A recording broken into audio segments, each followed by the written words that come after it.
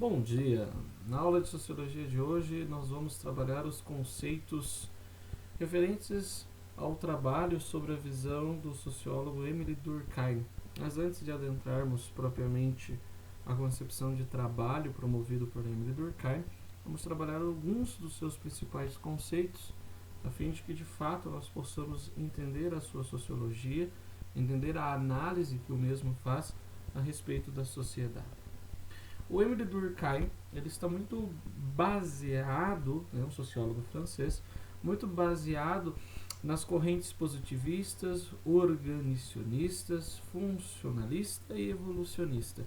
Então, uma reunião de todos esses conceitos provindos dessas áreas de conhecimento, dessas linhas de pensamento, faz com que o Durkheim elabore, estabeleça a sua linha de pensamento sociológico. O Durkheim ele vai entender a sociedade como sendo algo rígido, como sendo uma instituição regida pela regularidade das regras e leis sociais. E ele entende a sociedade como um grande organismo, em que cada instituição social promove um bom funcionamento deste grande organismo que é a sociedade. O Durkheim entende a sociedade como sendo o todo maior do que as partes. Primeiramente vem a sociedade. A sociedade vem primeiro que o indivíduo. A sociedade, tomada como um todo, tomada como um grande organismo, ela vem primeiro que a subjetividade, ela vem primeiro que o sujeito. Então, a sociedade, do ponto de vista de Émile Durkheim, é objetiva. Ela mesma se configura como sendo um novo elemento. Ela mesma se configura como sendo este grande organismo. É como se fosse um corpo humano, onde cada órgão, cada membro faz com que o corpo funcione corretamente. Mas o corpo viria primeiro, em primeiro lugar, do que os órgãos que o fazem funcionar. Assim, Durkheim entende a sociedade. A sociedade como um todo é maior do que as suas partes. A sociedade, como este grande organismo, é maior do que os sujeitos que as compõem. De acordo com Durkheim, então, a sociedade se sobrepõe aos indivíduos, ela molda, padroniza, condiciona a maneira de agir dos seus indivíduos e as características individuais de cada, as características subjetivas, elas acabam sendo assimiladas com os demais. O convívio social faz com que as características individuais sejam, de certa forma, de certa feita, assimiladas com os demais. Nós vamos assimilando as nossas características individuais a partir do convívio social, e a centralidade dos estudos do Durkheim se refere ao fato de que a sociedade age sobre o homem. Há uma ação da sociedade sobre o homem que faz com que o homem seja moldado, padronizado, condicionado. Então é a sociedade quem molda o pensamento, quem molda a ação, quem molda o agir do ser humano. Ao passo que, lembrando sempre, o todo, a sociedade enquanto organismo, ela é maior e ela vem primeiro do que os sujeitos que a compõem.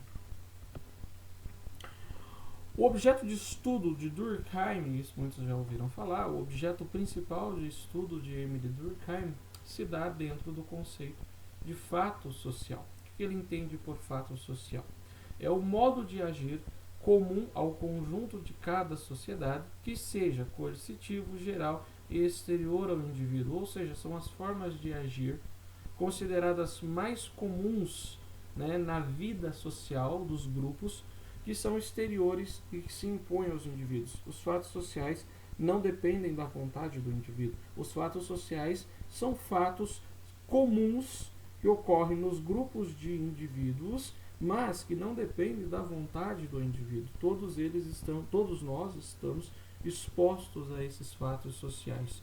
Então, o fato social ele acaba sendo aquilo que é verificado como sendo como algo que faz com que a sociedade funcione, algo que é comum em todas as sociedades, um grupo expressivo da sociedade, um grupo, digamos assim, substancial da sociedade, mas que não vai depender do seu consentimento ou não. Você, ao nascer, já está exposto a esses fatos sociais. Então não depende da sua vontade.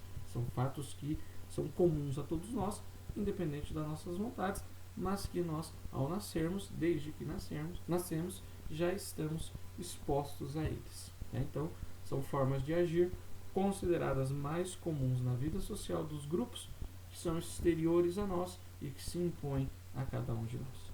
E o fato social, então, ele vai ter 3 características basilares, que é a generalidade. Ocorre uma parcela significativa da população, ocorre uma parcela substancial da população. Não é algo que acontece num pequeno grupo da população. Isso não pode ser considerado fato social. O fato social ocorre numa parcela significativa. Todos somos expostos a ela, então ocorre numa parcela significativa da população. Outra característica, a exterioridade. Não tem a exterioridade. O fato social ele tem existência independente da vontade individual de cada um. Ou seja, nós, ao nascermos, já estamos expostos, já somos expostos ao fato social. Então não depende da minha vontade, não depende do meu querer. Ele é algo independente da vontade do sujeito, não é algo subjetivo. Coercitivo, força exterior que constrange os indivíduos a agir de acordo com o que é estabelecido socialmente. Ou seja, nós somos meio que meio que nos imposto o fato social. Nós nos sentimos constrangidos em não fazer aquilo. É como se é uma padronização da sociedade, é um modo de agir estabelecido pela sociedade, na qual nós somos meio que, entre aspas, forçados a fazer, porque caso nós não façamos, poderemos ter punições formais ou punições informais. Então nós somos meio que constrangidos a fazer, somos meio que forçados a também se adequar àquele fato social, a agir daquela maneira que for estabelecido pela sociedade. Então as 3 características do fato social é generalidade, ele é geral, ele é exterior e ele é coercitivo. E para finalizarmos este primeiro conceito da sociologia de Emile Durkheim, um bom exemplo que nós temos aqui é a moral. A moral ela pode ser considerada o principal fato social, extremamente importante para a manutenção da coesão social, correspondente a maneiras de ser, pensar e agir, que guiam a conduta dos indivíduos na sociedade, para que assim estes mesmos indivíduos possam interagir uns com os outros e se integrarem ao corpo social saudável. A moral, desde que ela é geral, maior parte da população acabam sendo pautados pela moral, ela é geral, todos nós, a maior parte da população é pautado por ela. Ela é exterior, não depende da nossa vontade, quando nós nascemos nós já somos expostos a ela. E por outro lado, ela é coercitiva, nós somos meio que constrangidos a ter que viver de acordo com aquilo que a moral estabelece, uma vez que se assim não o fizermos, poderemos ter as punições, tanto formais quanto informais. Existem outros exemplos com relação ao fato social. O casamento é considerado um fato social para Emile Durkheim. O casamento ele tem essas 3 características. O casamento é geral, é exterior e é coercitivo. Aí entra dentro de um aspecto mais psicológico do que moral propriamente dito, mas ele tem ali as 3 características, dentre outros fatos que também são considerados fatos sociais. Bom, pessoal, para uma aula de introdução, ficam essas considerações a respeito de Emile Durkheim. Entender que Emile Durkheim compreende a sociedade como um grande organismo, um grande corpo, em que cada instituição corresponderia aos seus membros para o bom funcionamento deste corpo, desta sociedade, mas que a sociedade vem primeiro que o indivíduo. É a sociedade quem forma o indivíduo. É a sociedade quem molda e padroniza os modos de ser, pensar e agir dos indivíduos. E como que isso ocorre? Através do fato social, que apresenta as 3 características estudadas anteriormente: generalidade, exterioridade e coerção. Ok, pessoal? Ficamos aqui e nos veremos numa próxima aula.